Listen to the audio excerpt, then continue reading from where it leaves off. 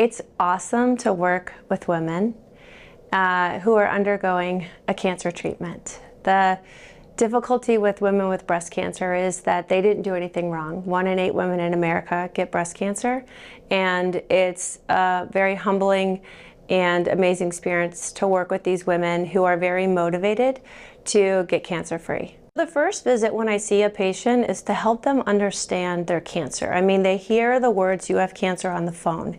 And that waiting period between when they get that information until they see me as a surgeon is forever in their mind. And they do something else every day. So my job is to educate them on becoming a quick cancer expert. To really educate them, I pull up their imaging and I go over their imaging and their pathology, and I say, this is your cancer. This is how big your cancer is. This is the type of your cancer. And this is where we know, potentially that it's spread or it hasn't spread. Based on that information, I go over how the other team members are involved in their care, that they're going to meet medical oncology, radiation oncology, and maybe plastics, and that surgery is just part of their cancer care.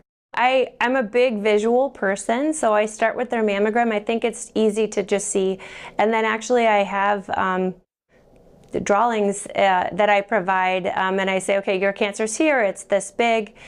We also, other women that have gone through this have allowed us to use their de-identified photos so that we could say, hey, here's somebody like you, that if we did this type of surgery, this is a similar way of what you would look. And I think that's really helpful for women to see, what that would look like on them.